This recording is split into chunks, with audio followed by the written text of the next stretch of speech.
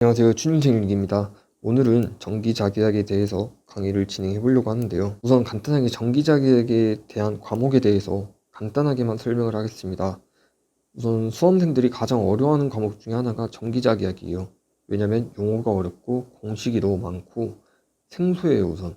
그리고 문제 자체도 어렵다고 느끼실 수가 있어요. 그렇다 보니까 인간 강사분들이나 다른 사람들이 말했을 때 정기자기학을 그냥 포기하고 다른 과목에서 점수를 올려라라고 많이들 들으셨을 것 같아요. 저도 인강을 들었을 때는 정기자기학에서는 60점 이상만 맞으면은 뭐 평타 친 거다. 그러니까 60점만 맞아라. 다른 과목 뭐 전력공학에서 따라 뭐 올려라 뭐 이렇게 말을 하는데, 저는 제가 생각했을 때 정기자기학도 정말 효자 과목 중에 하나예요. 우선 저는 참고로 정기자기학을 정기기사 필기 봤을 때 저는 90점을 맞았어요. 아마 5과목 중에 제일 잘 봤던 것 같아요, 정기자기학을. 왜냐면 우선 간단해요. 우선 제가 정기자기학 공부법을 오늘 정확히 알려드릴게요. 네, 정기자기학 공부법 첫 번째입니다. 기출문제입니다. 이 기출문제는 제가 앞에서 제 거 영상 두 번째 편을 보시면 알겠지만 기출문제가 굉장히 중요합니다. 정기기사뿐만 아니라 다른 기사 과목 필기를 볼 때도 기출문제만 푸는 것도 정말 도움이 돼요. 왜냐면 저는 지금까지 기사 자격증을 취득한 건 2개 있고요. 필기까지 다 합치면은 지금 4개 붙었죠. 전기기사, 소방설비기사, 전기공사기사, 산업안전기사 이렇게 4개를 붙었는데요. 전기기사 빼고는 제가 다 기출문 풀었어요. 어쨌든 각설하고 기출문제를 푸는 겁니다.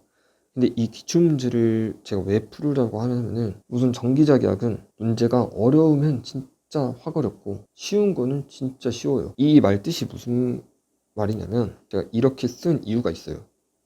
저희가 20문제를 보는데 어려운 문제보다 쉬운 문제가 더 많아요. 어려운 문제 해봤자 한 해 차에 보면은 진짜 뭐 작정하고 어렵게 되면은 뭐지, 이건 일반 평균입니다. 일반적으로 말했을 때 작정하고 어렵게 되면은 어려운 문제가 5문제 이상이 될 수도 있죠. 근데 쉬운 문제가 많다라고 하면은 어려운 문제가 진짜 한 번에서 2문제가 나와요. 그러면 이거 틀려도 18개예요. 이거 틀려도 18개입니다. 18개면 90점이에요. 5개 틀려도 솔직히 75점이네요. 75점. 이건 2개 틀리면은 90점. 이렇게 돼요. 그렇기 때문에 기출문제를 많이 풀으라고 하는 이유가 이런 눈을 기르기 위해서고, 그리고 2번째 있습니다. 공식 정리를 하고 용어 정리를 하는 데 있어서 기출문제가 가장 좋아요. 가장 쉽고. 왜냐면 개념책 같은 경우에는 너무 양이 방대하고 기출문제에 안 나오는 것들까지 다 돼 있어요. 물론 기출문제 한두 번씩 나왔을 수는 있어요. 하지만 기출문제를 풀다 보면은 본인이 터득을 해요. 한 3, 4개년? 뭐 5개년 정도 풀어보면은 이 문제는 제껴도 되겠네? 라는 게 딱 와요. 왜냐면 그 단어는 진짜 안 나오거든요. 예를 들어볼게요. 정기자기학 단원 중에 감자력이라고 있어요. 저 잘 모르겠어요. 감자력이 뭔지. 저도 정확히 다 알진 못하거든요. 하여튼 이런 감자력인데 인강을 보던가 개념책에는 이 개념 하나도 이해하는데 굉장히 어려워요. 그러다 보니까 실제로는 잘 안 나오는 문제인데 사람들은 이 단원에 꽂혀가지고 계속 이것만 파는 거죠. 그러다 보니까 조금 중요한 걸 놓칠 수도 있어요. 그래서 저는 제가 첫 번째에서 알려드렸던 기출문제를 풀면서 가장 중요한 자주 나오는 이것도 자주 나오는 공식이랑 용어를 정리하라는 말이에요. 이 공식 정리는 제가 어떻게 다 알려드릴 수가 없어요. 정기자기학이 공식이 제일 많거든요. 하지만 장점으로는 이 공식만 외우면 정기자기학 정말 쉽게 풀려요. 이 공식이 근데 막상 보면 엄청 많고 어려울 것 같은데 반복적으로 하다 보면은 외워져요. 뭐 제가 머리가 좋아서가 아니라 외워집니다. 그리고 이 용어 정리란 건 뭐냐면은 이거 설명드리려고 제 예시를 하나 가지고 왔는데요. 네, 이런 겁니다.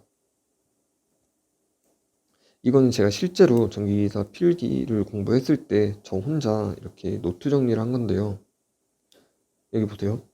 우선 동축 케이블, 예를 문제에서 동축 케이블의 정전 용량을 구해라 하면은 이거예요. 이 공식입니다.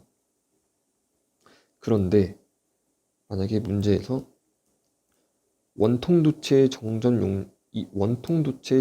용량을 구하라 라고 나올 때도 있어요. 그러면은 저 같은 경우는 원통도체랑 동축 케이블에 대해서 똑같은, 이게 동의예요. 이게 동의어.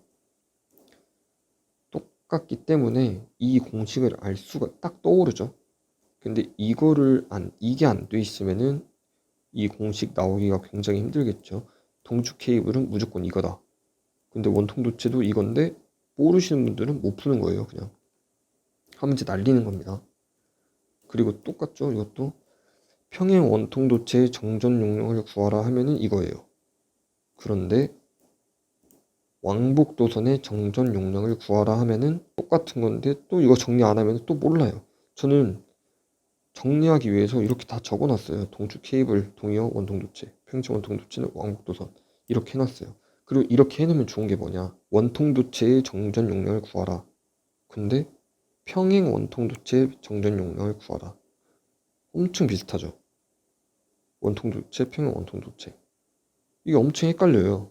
그러다 보니까 제가 두 번째에서 말씀드린 게 용어 정리랑 공식 정리를 해라 라고 말씀을 드리는 거예요. 또 한 가지 있어요. 용어 정리하라는 이유. 여기 보면 환상 솔레노이드죠. 환상 솔레노이드의 인덕턴스는 이거예요. 근데 어떤 문제에서는 토로이드의 인덕턴스를 구하라. 그럼 이거거든요. 똑같은 거예요, 이게.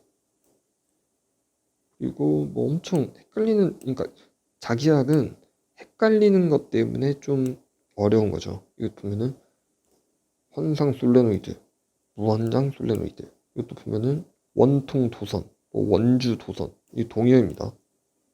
원통 도선의 인덕턴스를 구하라. 원주 도선의 인덕턴스를 구하라. 이거 동의어입니다. 그러니까 이런 용어 정리가 굉장히 중요하다는 거죠. 그래서 결론적으로 제가 말하고 싶은 거는 이거예요. 노트 정리. 왜냐면 첫 번째 기출문제 풀으라고 했죠. 그리고 두 번째 정리하라고 했죠. 뭐 공식 정리든 용어 정리든 두 개 다 하라고 말씀드렸잖아요. 이 말이 결국에 합쳐져서 3번이 되는 거예요. 기출문제를 풀면서 모르는 용어나 자주 나오는 공식들을 정리를 하고 이 정리한 거를 자신만의 노트로 활용을 하라는 거예요. 노트에다 기록을 하라는 거예요. 그리고 이 노트 정리가 잘 되면은 취업 준비할 때도 굉장히 도움돼요. 왜냐면 NCS 요즘 공기업에서는 다 전공을 보잖아요. 근데 그때 가서 다시 전기기사 필기 붙잡고 있으면 굉장히 시간 많이 걸리고 하는데 한전 같은 경우는 전 한전 필기도 좀 몇 번 봤었는데 한전 같은 경우는 전공 문제가 어렵지가 않아요. 엄청 간단한 문제예요. 그렇기 때문에 뭐 전기기사 필기 공부할 때처럼이 아니라 자기가 노트 필기 정리만 잘해놓은 것만 봐도 충분히 고득점 맞을 수 있다고 저는 생각을 하고요. 그래서 전 이런 게 이루어지면은 전기자기학은 정말 쉽게 끝낼 수 있다라고 생각을 합니다.